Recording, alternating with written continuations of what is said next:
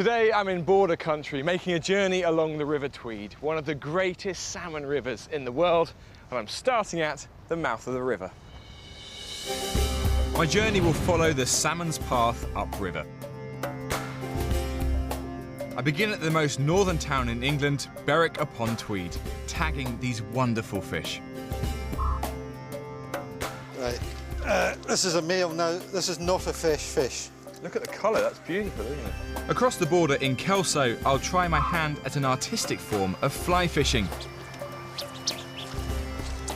Then leave the river to tell the story of one of Britain's oldest trees.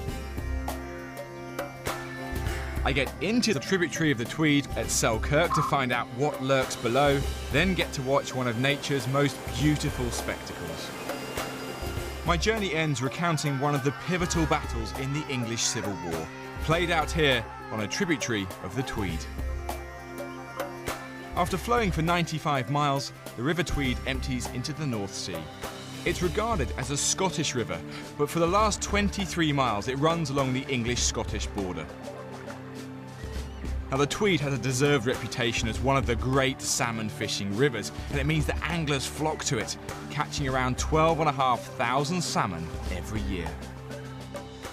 Now, I'm a keen fisherman, so I can't wait to see some of the specimen salmon that come out of this river, and I'm hoping that later in the programme I'll be able to have the chance to catch a few myself. After all, Tweed salmon are legendary. But the life of a salmon is difficult and dangerous. It's estimated that for every 5,000 eggs laid, only 5 adult salmon survive to return to the place of their birth to spawn. Young salmon spend up to 4 years in the freshwater river. It's only then that they turn a distinctive silver colour and head out to sea. They travel great distances in the ocean to cold northerly waters, feeding on sand eels, krill and herring. They can be out at sea for up to 4 years before making the great journey back to their birthplace.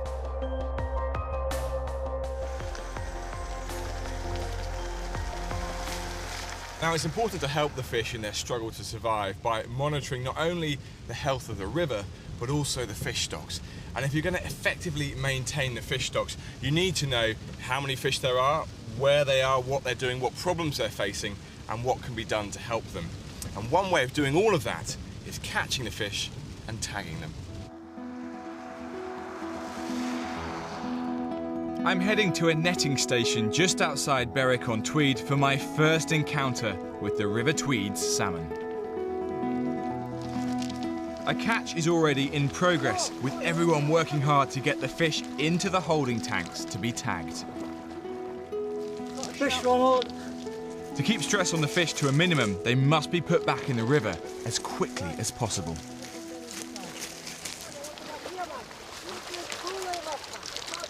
Absolutely incredible. There's a massive haul of salmon. Look at the size of that.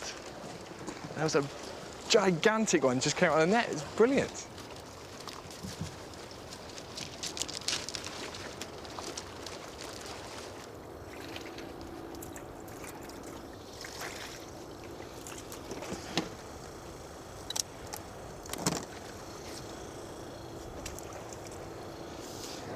George Purvis is a fisherman who's worked the Tweed for many years. George, I saw you a minute ago. You were looking up the river. What were you sort of surveying? Well, I was looking for a fish coming.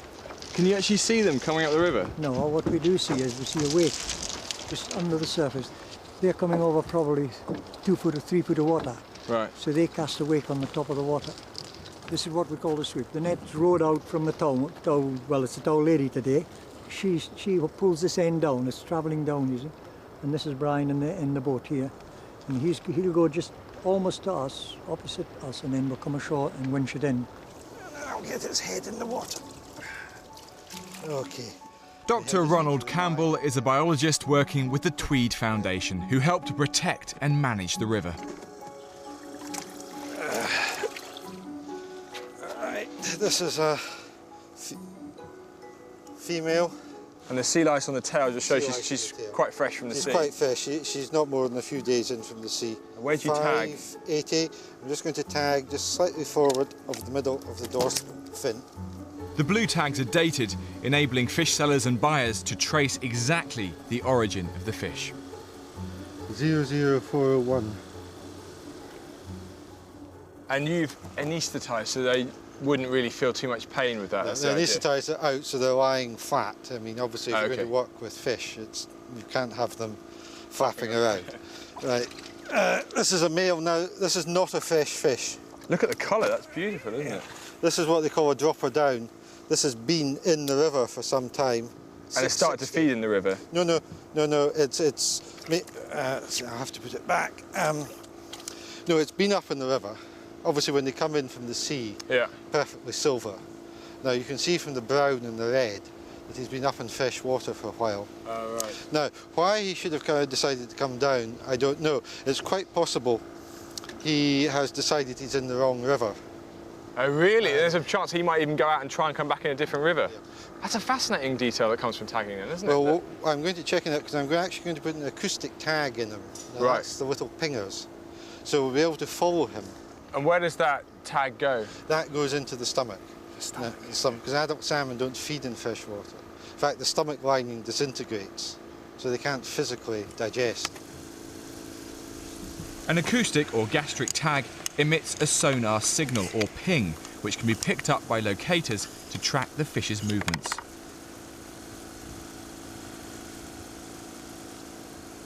What we're really trying to find out, the basic thing, is what proportion of the fish that come into the river get caught by anglers. Right. Now, obviously, if anglers are catching 50% of what comes into the river, you're in a very different situation from if what they're catching is 5% of what's coming into the river. For the future health, you mean, for fish being able to spawn? If they're catching 50% of what's coming in, that's probably too much. Yeah. If they're catching 5% of what's coming in, it doesn't really matter. So this relies on also anglers going the extra mile and being honest and declaring when they've... We have very honest anglers on the Tweed. Can I help at all? Is it helpful to hold it down? Gastric tagging is limited to adult salmon only because they don't feed when they return to fresh water, so the tag remains in their stomach. There we go. That's good. Ooh, ouch. As the fish are sedated, this seemingly invasive procedure doesn't hurt them in any way. OK, that's it. Brilliant, thank you. While we can find out how many get caught by anglers, what we're trying to do with the acoustic tagging is find out how many, if you like, die or disappear for other reasons. OK. And then that will give us a better idea of what the actual angling capture rate is. Do you have any sense of just how many numbers in total are coming up the river every year? I have a sort of guesstimate, but it's probably between 100 and 120,000. That's a lot of fish, isn't it? Well, as I always say, if the fish got out of the sea at Berwick and walked up the Tweed, it would be like the wildebeest migrations in East Africa. But because it happens underwater, nobody sees it. Yeah. But it is actually one of the great wildlife migrations of the world. And with that, it's time to return the fish to the river to continue its journey. He just slinks away. Yeah, he is. He's going to be a bit confused to begin with.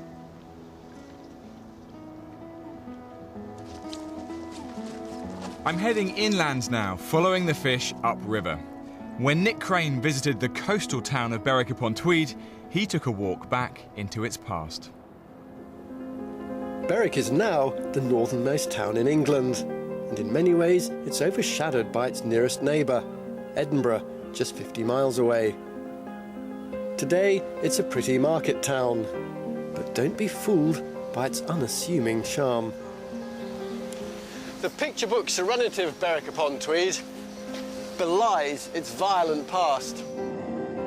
And key to that past is its location. The River Tweed is a natural border between two countries, England and Scotland. And Berwick has this incredibly strategic location right at the mouth of the Tweed. It was being constantly fought over by the two countries. In 300 years, it changed hands 13 times, and for very good reason.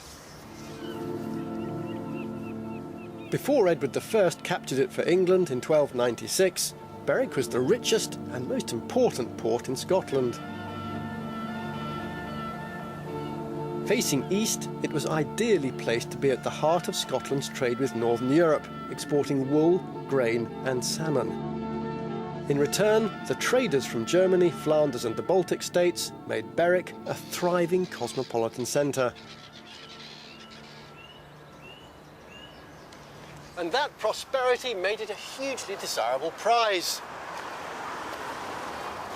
Caught in a vicious battle between Englishmen and Scot, there are times when blood and ash fell here more frequently than rain.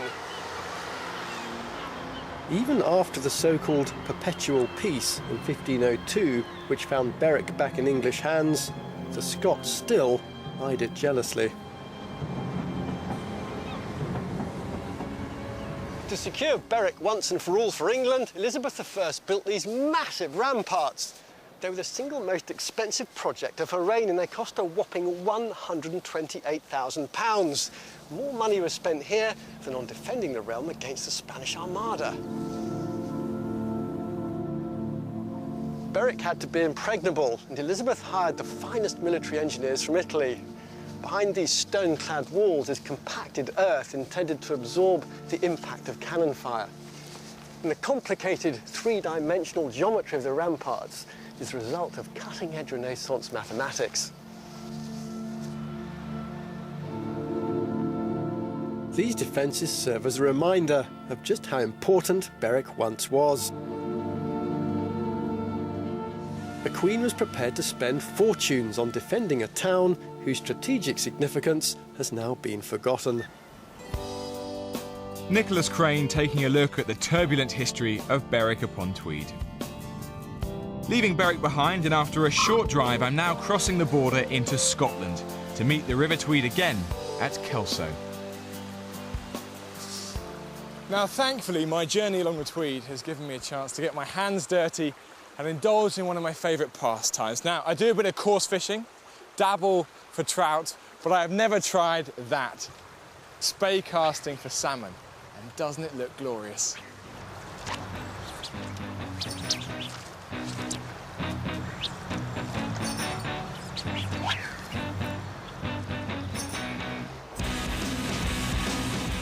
This is spey casting, and Ian Fairgrieve is one of the world's best at it. Ian, hello, I'm Joe. Morning, Joe. How are you? Good. Nice to meet you. Nice to see you too. So, spey casting. What is spey casting exactly? Spey casting is an old form of fly casting that allows the angler to fish with close proximity to the banking, or indeed to be able to safely cover the water. And what happened is on the River Spey, which is much more valleyfied and treed, to get close to the water often meant close to the banking, and as a result of that, the old technique of overhead casting would get caught in the trees. So it is a method of presenting the fly that in actual fact is a series of loops and trapped energy to allow that line to turn over. I see, so it's an incredibly practical thing to do. It's Absolutely. Just getting around the obstacles that were there. Our hats and glasses aren't just for show, they protect our eyes and heads from the extremely sharp hook at the end of the line. Now, the most important thing is that this is a two-handed rod, and as a result of that, you must use two hands to push and pull to get that line to work. The first cast that we're going to do is what we call a single spey. And a single spey is an extremely good presentation cast, because what that allows the angler to do is to lift the line upstream in position, place here, and then propel the line out, which means that none of this area here, Joe, is affected and splashed for the fishing point of view. So we don't scare off the fish. Exactly. Okay. We start with the rod tip touching the water, and we come up in a 45-degree angle, we touch the water, and then we flick forward there. Now you can see that that was a relatively easy way to propel the line out, maybe 20, 25 yards. Yeah, okay. You make it look very easy anyway. And so it's using just the bend of the rod, just a simple flick. That's exactly right. Very good form, just reduce the amount of power left, touching the water, flicking the forward delivery. Ah, so more flick. Exactly right. Another very good way of learning about spey casting, and it's the oldest, one of the oldest ways to get the timing correct, is a 3-4 waltz. So it's left 2, 3, forward 2, 3. And what it does is it stabilises your timing. So if I lift here with you and I go left 2, 3 forward, you can see that the result is very good. We've seen a couple of fish this morning. It's a very likely looking run, and by all means, let's tie a fly on. For safety, we've been using a piece of cotton at the end of our line, but after a few practice runs, it's time to tie on the real thing. Got a selection of flies here just now. The size of pattern is very important, and the colour is very important. But I think it's more important to the angler than it is to the fish. Yeah. And, but what we're going to put on is we're going to put on this fly here, which is a very famous tweed fly, which is called a Gledeswood shrimp. I'm going to do a very simple knot here. It's possibly the simplest knot there is. Ian's using a blood knot to tie on the fly. Let's give it a cast, see if we can catch a fish. OK. So we'll just pop it over here, and I'll hand the rod to you, and you're all set to go. Thank you very much. Right, so here we go. Ah, very good cast, well done. Why is it the salmon are biting? What makes them go after this fly? Well, the most important thing to know about salmon fishing is exactly that. As they're coming in from the salt water, from the sea, into fresh water, they actually stop feeding. And as a result of that, when we put on a fly, it is not to give that fish what is food, like a trout would take a fly because he thinks it's food. I think that it's a territorial, it's an aggressive response to a fly being in its window, if you like, in its area. Today, we've got a bright orange line on because it helps with filming. We've had a camera crew very close to where we're filming. What are the chances of getting a fish, do you think? Well, there's always a chance, Joe. There's never not a chance. You know, I've seen the strangest things happen. I've been lucky that I've been involved in salmon fishing for over 20 years now. And I have seen fish caught under more extreme conditions than we're in just now. OK. But today it looks like I'll only have tales of the one that got away.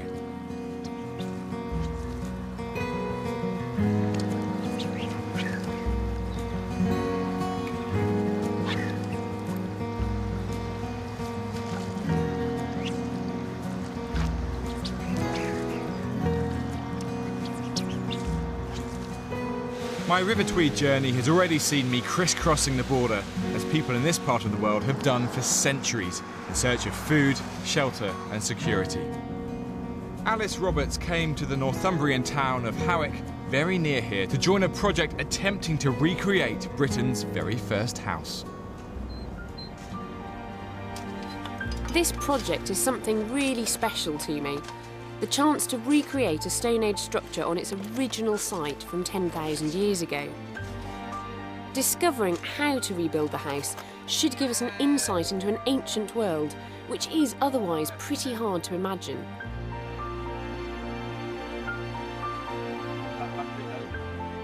After more than 2 years of research, Dr. Clive Waddington believes that this house will change our understanding of how Stone Age hunter-gatherers lived. And this is actually the earliest evidence we have so far of a dwelling structure in this part of Britain. So it's the earliest evidence we have for human beings here as well. And why are you recreating it? First of all, it's experimental. It's allowing us an opportunity to try and understand what we excavated out of the ground and put that into practice, if you like, to see what it looks like as a built structure and whether it works. Yeah. And so what we're really doing is testing our interpretation of the excavated evidence. Yeah, just the base of it. That looks better. Yeah. Yeah, a lot better. Oh, and So, Clive, how do you know that the structure was like this? Well, when we were excavating, we found charred circles in the ground, which were basically where the post had stood. Right. And on the outside of the hut, just around the edge, we found these stake holes that were angled in towards the apex of the roof, and we can measure out from the angles of those stake holes and work out what the pitch was. And basically, they were around 65 degrees. There's this sort of idea about Stone Age people being pretty backwards, living in caves, Flintstones. Yeah, I mean, at the end of the day, they're people, and they're no lesser intelligent than we are. They just had different technology available to them. Yeah. And in many ways, it might have been more ingenious because they were living more on the edge than we do. There's all these skills that we've lost because we're not doing this anymore. I mean, making the string for a start. Yeah. This is a really robust construction and stands in stark contrast to the traditional idea of Mesolithic people building only temporary and relatively flimsy shelters, like the one found at Goat's Crag 10 miles inland. Archaeological excavations have shown that in the Mesolithic people were using this rock shelter as a temporary camp. But the thing which brings me closest to these people is the art. There are some images of animals. They're pretty crude, I'll give you, but it does, for me, just strip away that 10,000 years. That's wonderful.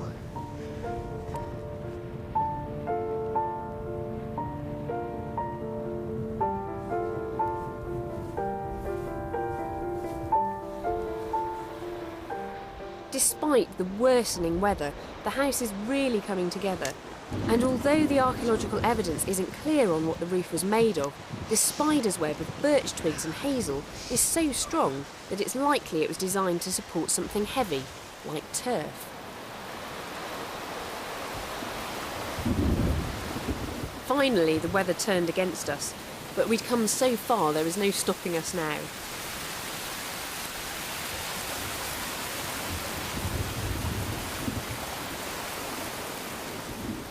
With the build complete, Clive has one more piece of evidence that points to this being a permanent dwelling for Stone Age hunter-gatherers. We found a series of hearths in the centre of the building. Yeah. And there was a succession of them with the latest ones at the top and the earliest ones at the bottom. Right. And we found hazelnuts inside each of these hearths. And the great thing about hazelnuts is that they only live for 1 year, of course. And so we did all our carbon dates on hazelnuts, and they've allowed us to date the different phases of occupation and for how long the hut was occupied for. So what was the answer? How long do you think it was occupied? The hut was occupied for somewhere in the region of 200 years. Several generations, you know, many lifetimes, in fact. Mm. And it's that makes this house so special. The proof that it was occupied for over 200 years has forced people to revise their theories about our Stone Age ancestors 10,000 years ago. Rather than being nomadic, as was previously believed, these Mesolithic people were building complex houses like this one and calling them home. Alice Roberts recreating Britain's oldest house. My journey continues to the border town of Jedburgh.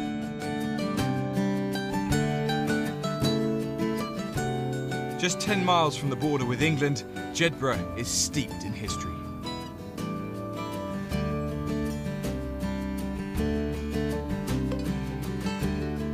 The town is dominated by the majestic abbey. Founded in 1138 by King David I of Scotland, it was a statement of territorial power, built on the fringes of his kingdom. Bonnie Prince Charlie, Sir Walter Scott, Robert Burns and William Wordsworth have all walked these ancient streets. But perhaps the most famous visitor was Mary, Queen of Scots, in October 1566. It's thought she stayed at this house for 4 weeks, but actually she spent most of that time recovering from a strenuous ride to see her lover-to-be, the Earl of Bothwell, at Hermitage Castle.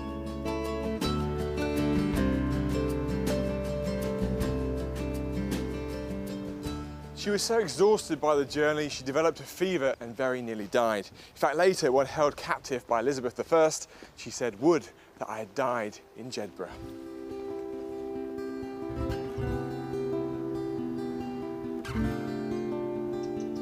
And just outside Jedburgh, there's even more history.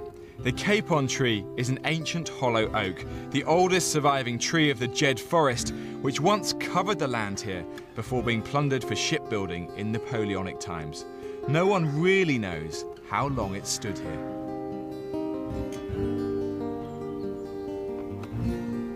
I think the tree is 700 years old. 580 years old. It's over 800 years old. The tree's heading up for 1,000 years old now. What we do know is that it's at least as old as the nearby Jedburgh Abbey, completed in 1147, in the time of the Normans. So, it's outlasted the Black Death, the Wars of the Roses, the English Civil War, the Industrial Revolution, and the British Empire. Whatever its exact age, the tree is so old that it's become hollowed out and lost a lot of its crown and bulk. It's being saved from total collapse by some heavy wooden props. Donald Roger is an expert on ancient trees. Well, nobody really knows quite how old this wonderful old oak tree is. Estimates vary quite widely. It's a mystery why this particular tree was spared at the Woodsman's Axe all those centuries ago, when most of the surrounding forest and woodland was cut down for the Napoleonic War effort. One particular reason might be that this tree is a rather poor shape and form, and perhaps its timber value wasn't so great, it wasn't any use to the timber merchants, so perhaps that's the reason why this tree was spared. The props appear to be playing a valuable role at the moment, but I think, as usual, these things will need regular maintenance and renewal and upgrading. Obviously, they're timber props, so they won't last forever. They will start to rot and decay. So I think an ongoing programme of gradually replacing the decaying props with newer ones would certainly be of benefit to the tree. At some point in the past, there's been an attempt to preserve the tree by filling it with concrete and bricks. Well-meaning, but hardly seen as textbook tree maintenance these days. Oak trees like this are incredibly important for their wildlife value. The decaying timber in particular presents a unique habitat for a whole range of species, animal species, fungi, bats, etc. And I think this tree, one particular tree, is home to a whole wealth of different animal species. And I think that's what makes these trees so important. Not just this oak trees, but any ancient tree really has got this unique combination of habitats, etc., that make it so important, not just in a Scottish context, but indeed a European context as well.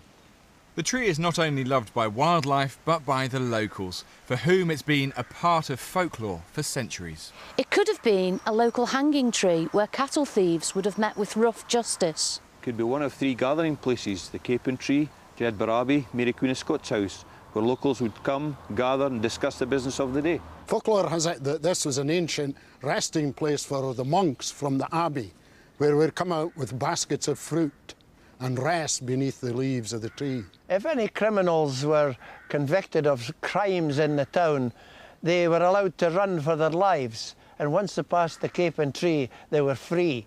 And it was some sprint from Jedburgh, I'll tell you.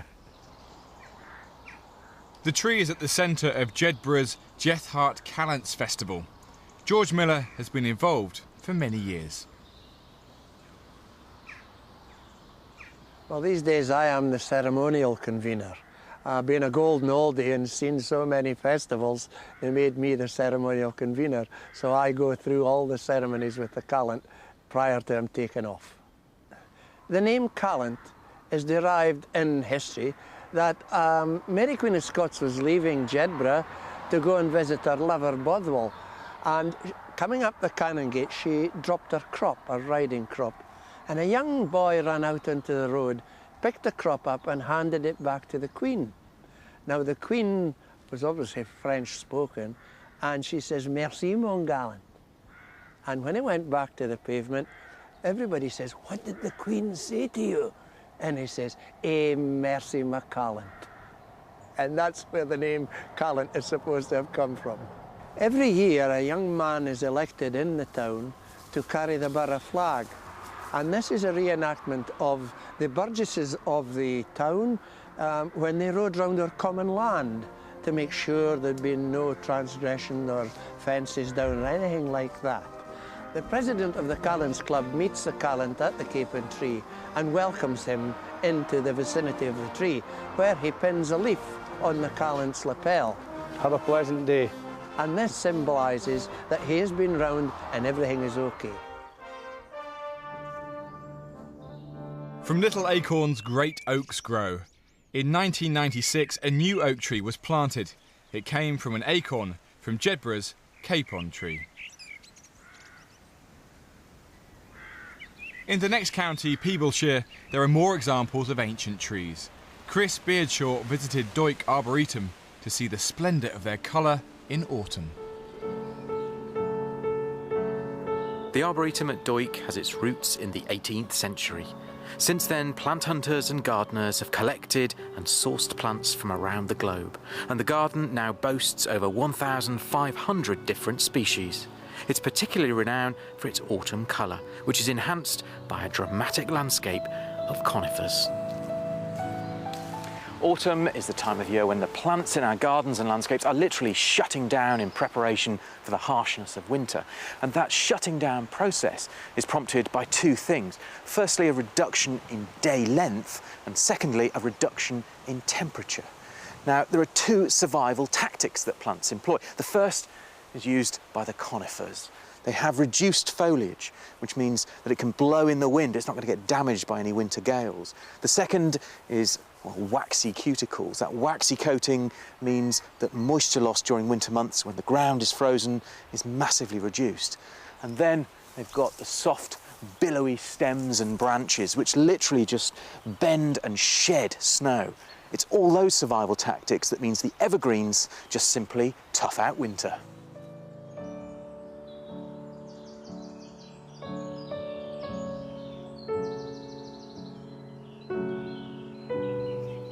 The second survival tactic is employed by the broadleaves, plants like Acer palmatum. The foliage is tissue paper soft and would clearly get shredded by the first gales of autumn. So the broadleaves decide that the best policy of survival is to jettison the foliage. But before they do that, they will break down the compounds and withdraw elements that they can recycle next season. What's left is not just a skeleton of the leaf, but also basic compounds that the plant can't recycle. And it's those compounds that give us the rich reds, oranges and yellows of autumn.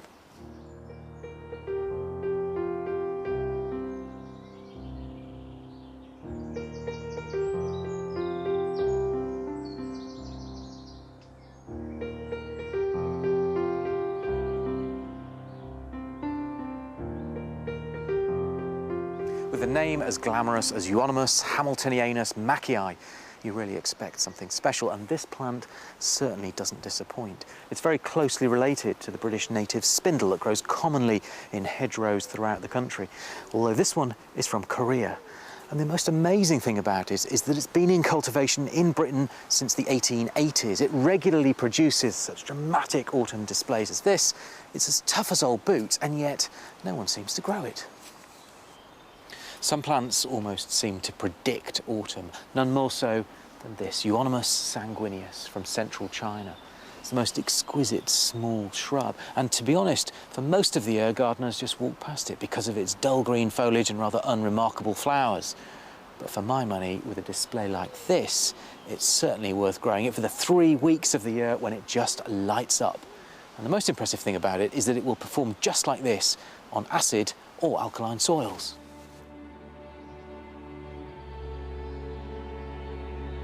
Chris Beardshaw enjoying the autumn colour of Doik Arboretum. I'm on a journey along the River Tweed, following the course of the returning salmon. I've come to a branching tributary of the Tweed called the Ettrick, where I'm hoping to get acquainted with the other life forms that lurk beneath the surface. The river is well known for its salmon and sea trout, but in order for the fish to survive, the river needs to be as healthy as possible. And one way to monitor that is by a method called kick sampling. To find out more, I'm meeting biologist Kenny Galt. Hi, Kenny. Good afternoon. Joe, how are you doing? Hi, Kenny. Now, I've seen some kit on the bank. You've got a net in your hand. What are you doing out here? Well, what we're doing at the moment, I'm actually collecting freshwater invertebrates, and we're going to have a look at them and use them to look how healthy the river is at this point in time. All you have to do is put the net on the bottom of a fairly shallow, fast-flowing bit of river, and literally just use your foot to disturb the stones. All the invertebrates are underneath the stones. It dislodges them, they get washed into the net, and it's a fairly easy and effective way of catching them. It doesn't sound the most scientific method, but is this commonly used? It is very commonly used, it's widely used. Simply these invertebrates are very easy to deal with, as you can see with the net, they're very easy to collect. We just give you the net. Okay, yeah. You put it against the riverbed, and using the best of your balance, all you have to do is use your foot to disturb the stones immediately upstream. So about here? Yep, and just as I say, get your heel into it, your toe. Oh really, so scrape around? Yep, you're literally just disturbing the stones, dislodging the invertebrates, and they're getting washed into the net. There's a standard procedure for this. It normally involves a 3-minute kick sample, followed by 1 minute of stone washing. Stone washing simply putting the net down, nailing down, using your hands to wash the stones in front of the net. The current washes off. Some of the invertebrates down here can cling onto the stones a bit better than others, so that just covers them. So it's normally 3 minutes of kick sample and 1 minute of stone washing is a standard sample.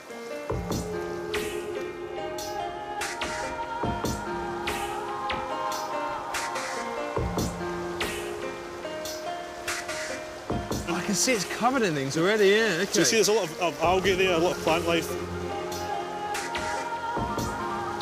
So, what kind of mini beasts live beneath the surface of the river? On there is a caseless caddis. It's a caddisfly. It's a type of insect. It's a group of insects, and they're very common in freshwater. Is a caddisfly a good sign? The caddisfly is a good sign. It's not the best sign, but he needs quite good water quality. He needs quite a healthy river to live in. But there are some in here that require even cleaner water than the caddisfly. What are we looking for in here that are some of the most sensitive invertebrates? What shows us the river's doing well? And one of the ones we have down here is the stonefly, which is another group of freshwater invertebrates. One of the ways to distinguish stoneflies is that they have two tails. It's quite a good way to tell them apart. And those require very clean water. They can't really survive in water that's been polluted, particularly with organic pollution such as sewage, those which will reduce the amount of oxygen in the river. Essentially, they require high amounts of oxygen. Well, these are mayflies, but these are a particular type of mayfly. Mayflies is another group of freshwater invertebrates, and these ones are flattened, as you can see. They're almost like a Formula 1 race car. And that's simply so that they can live in the really fast bits of the river where the water's fast, and I guess they're hydrodynamic. The water just flows over the top of them. So they're literally streamlined, and that's the whole point. And this is another group that actually requires very high, very good water quality. So it's another excellent indicator of a very clean, very healthy river. So it's been amazing to see this, but what happens now? I mean, is this a catch and release policy, put them back? Now we've seen what's there, all we've got to do is put them back in the river. Right, let's do it then. Finding sensitive invertebrates in the water means the river is currently in good health, creating a perfect environment for the salmon. And just a little way upstream is one of the most amazing sights you'll see on any river.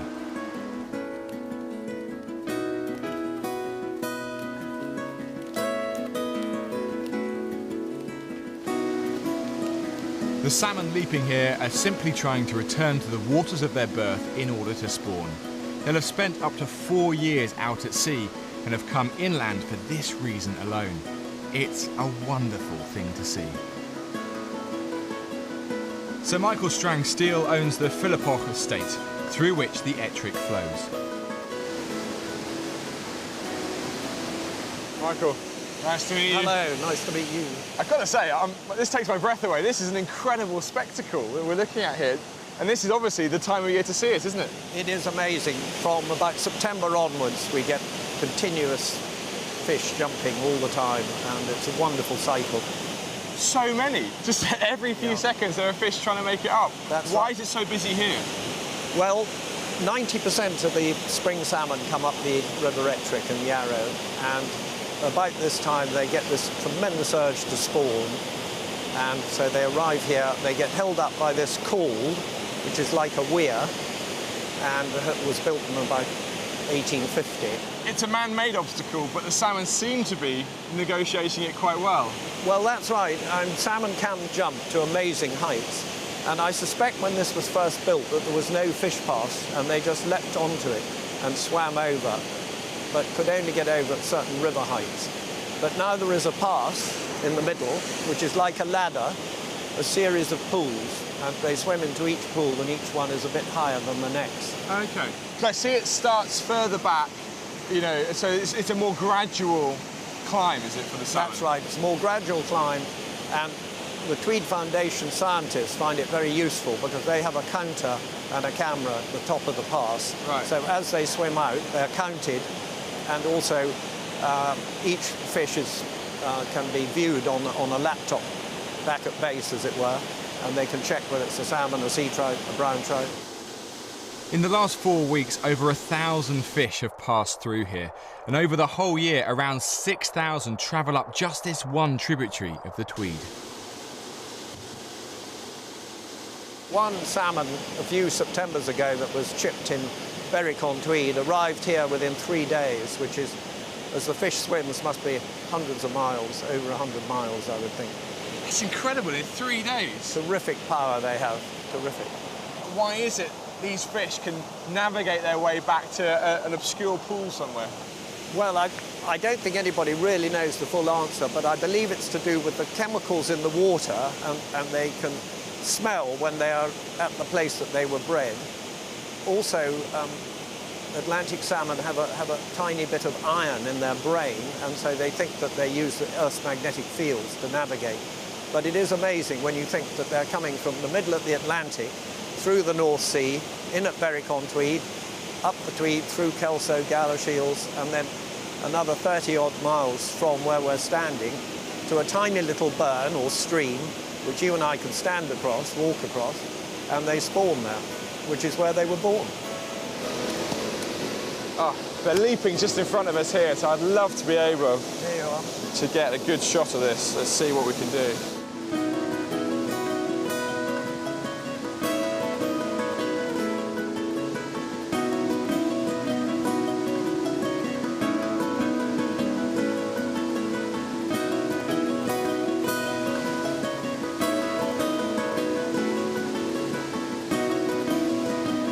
Fishing and its associated economy dominates the area around the Tweed. Back on the coast, sea fishing was traditionally a tough job performed by tough men. But in one village, it's the women who are celebrated, as Neil Oliver discovered. I've got a copy of a painting here. What it shows is a group of villagers hauling a lifeboat along a beach. But when you look at it, almost the first thing you notice is that it's mostly women. In fact, the painting is called The Women. And there's an inscription on the frame that reads, "On New Year's Day 1861, the fisherwomen of colour coats dragged the village lifeboat 3 miles along the coast in a blinding storm of snow and sleet to the rescue of the crew of a wrecked ship, the Lovely Nelly, and saved all the crew but one boy." Now these must have been some tough women. But who were they? The women of colour coats were renowned for their strength and stamina. They carried fish to sell around neighbouring villages, ran the household, and according to some tales, even lifted their husbands out to the boats. And to cap it all, my painting has them dragging a heavy lifeboat over land to rescue a stricken ship. To get an insight into these hardy women, I'm calling on the granddaughter of one of Colour Coat's fisherwives.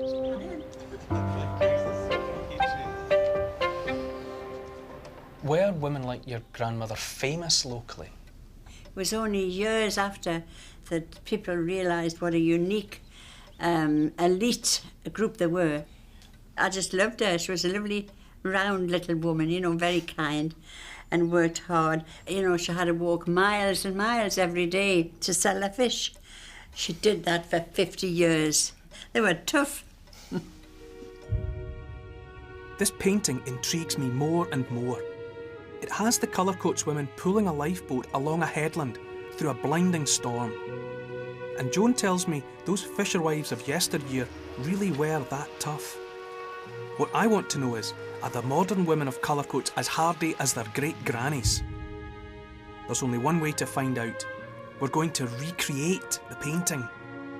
And the first volunteers have turned up. Women of Colour Coats. Yay! Legend has it that about 140 years ago, the women of Colour Coats pulled a lifeboat through the teeth of a howling gale for 3 miles along the coast. That was then, this is now. Can you achieve the same feat? Yes! Well, the women seem to be game. All we need now is a lifeboat. Luckily, Whitby Historic Lifeboat Trust have brought along a beautifully preserved specimen. Is this, more or less, the kind of lifeboat that would have been used in that mid-19th century rescue? It's the same type of boat. You'd find that actually, if anything, she's one of the smaller ones. Really? And that she's only 2¼ tons. Another thing, you're saying this is one of the small ones. When I'm thinking about man hauling it or woman hauling it, yes, it looks pretty big and heavy to me. Do you think that women alone could have moved a lifeboat like that? They did. You would say that. They I would say that, They but would. it is possible. The question is, do they still make women like they used to? That's going to be some effort. While the Colour Coats ladies are limbering up for the challenge, I'm intrigued to know why the women of old had to drag a boat weighing tons along this windswept headland. Robert Oliver is a 6th generation Colour Coats lifeboat man. Perhaps he'll know. In the painting, the boat's being dragged. Where's it being dragged to? From Colour Coats here, along the cliff top, along to Briardine, which is about 2.5 miles north of our station. But it's a boat. Why didn't they just put it in the water and go by sea? On the day it was very, very severe weather, too bad to launch here.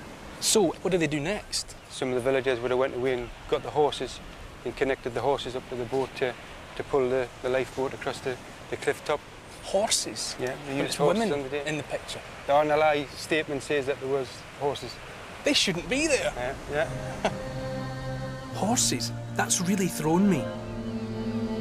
So, was it horses or women who did the pulling that night over 140 years ago when a lifeboat was dragged along this coast?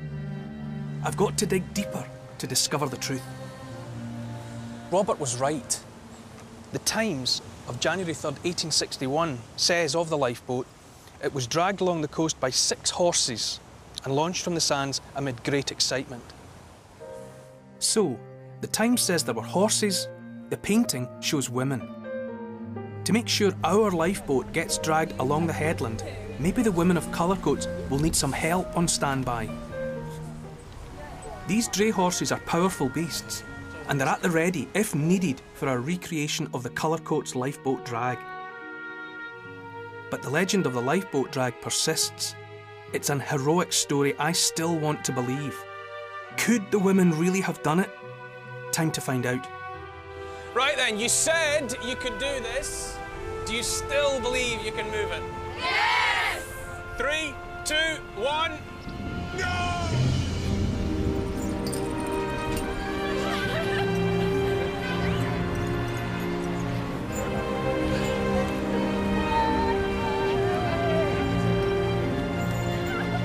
Didn't expect this for a minute.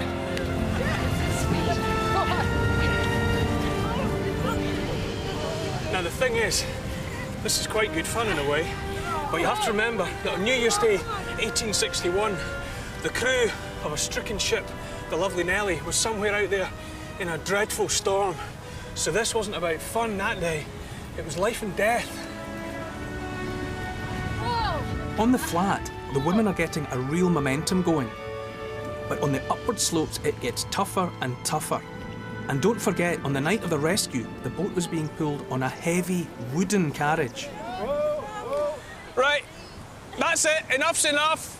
You've done far more than I expected, honestly, but I'm going to bring in the horses, so down ropes. Fantastic. Well done.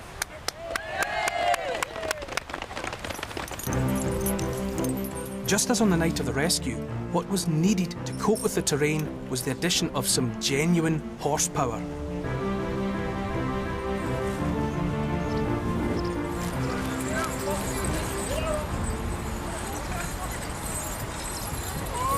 Oh, no bother. I've spent a long time piecing together the facts of the night of the wreck of the Lovely Nellie, over 140 years ago. What I've discovered is that the whole community and their horses came to the rescue of the crew, saving all the lives bar one.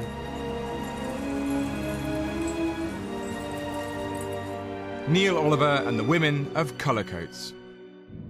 My River Tweed journey has brought me to Selkirk, on the Scottish side of the border, on a tributary of the Tweed called the Ettrick, and this place has had its fair share of history.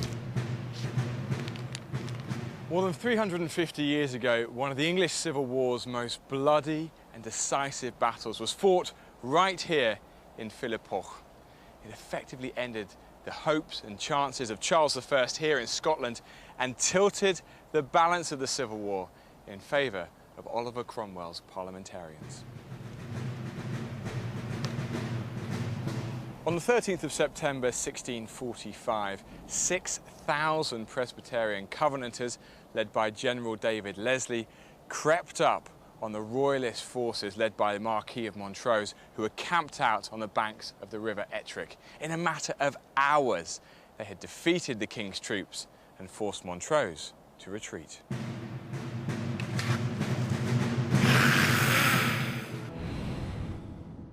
My journey today has been along the River Tweed in the wake of the returning salmon. I've tagged fish at Berwick-upon-Tweed, tried my hand at spey casting in Kelso, discovered an ancient tree near Jedburgh, and watched salmon leaping at Selkirk. Now I'm at a battle site, the Battle of Philiphaugh. Although fought on the Scottish side of the border, it helped change the course of the English Civil War. Now this is Selkirk Cricket Club on the Philiphaugh estate. It's a tranquil, peaceful place. Choose the right day, you might well get a cucumber sandwich just over there. But on the 13th of September 1645, it was very different. Guns and cannons fired, horses charged, men screamed in terror as the chaos of war was in full swing. Covenanters clashed with the King's troops right here on this spot. Olivier Hofer was a former Swiss soldier with a passion for this battle. The soldiers in 1645 would be equipped by the local laird, raised from the local workforce of an estate. He would get a matchlock if he was a musketeer, or pike if he was a pikeman. If he was lucky, he would have footwear. Quite often they would go barefoot into battle. It was one of the bloodiest battles Scotland has seen. Over 1,000 men, women and children were killed on that grim day. It was to be a decisive chapter in the Civil War. I'm determined to find out more, so I've arranged to meet historian Walter Elliott. In the English Civil War, the parliamentarians and the royalists were more or less equal until the Scots Covenanters sent an army of about 20,000 into North England. Now this put the balance into the side of the Covenanters, of course, on the parliamentary side. Charles I thought for a wee while, now he thought if we could get somebody to go up, raise the royalists in Scotland, so what he did was he sent Marquis of Montrose. And he raised an army, usually of Highlanders and Irish, actually. At the same time, Leslie, that's the Covenanting general, was bringing 5,000 or 6,000 cavalry troops up, pursuing him up the Tweed. The Covenanter soldiers, they had quite a stressful march, well, riding, because it was a cavalry action here, coming up from the south. So they were actually determined to put a finish to Montrose's action in Scotland. Montrose stationed his troops in the cold, wet surrounding of what's today a cricket club. However, he went off to find a warm bed in Selkirk. A big mistake, as it turned out. The next morning it was very misty, and the mist hung around until about 10 o'clock, which is unusual here, but Leslie thought, now I will get in and attack, get them unprepared. So he sent about 300 of his cavalry coming up across that way. Unfortunately, the first attack he discovered that in here there was mounds of the medieval plough ridges, and there was hedges in between, which is very difficult to charge through.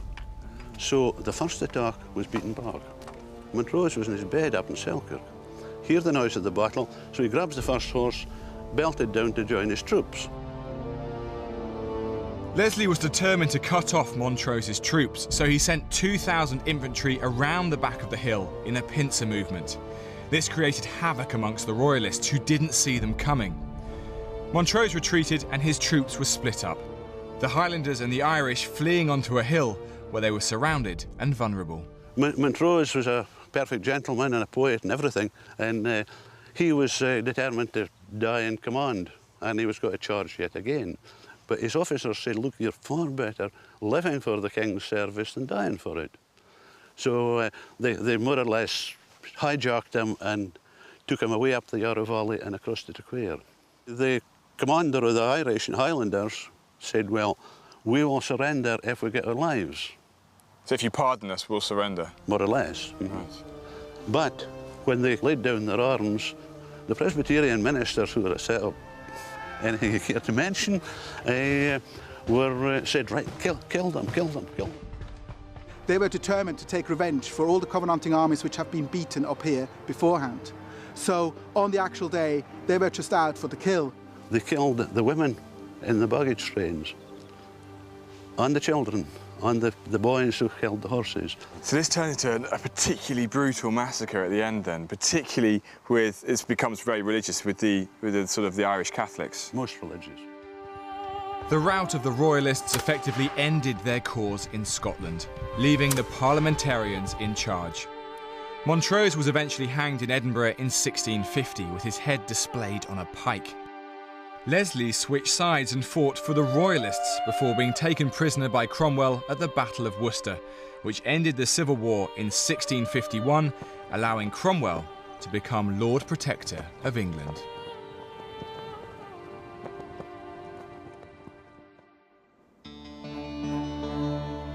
The The River Tweed has formed the border between England and Scotland for centuries, so its history has often been fraught. But my journey following its salmon has been free-flowing.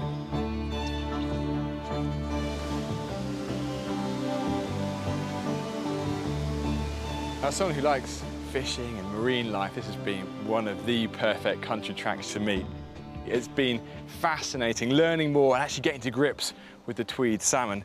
And then to finish it here, getting historical context on how important the river is and everything that's gone on. Probably the perfect end to my journey. Traditional boat building on the River Thames in Countryfile from Windsor Great Park tonight at 7.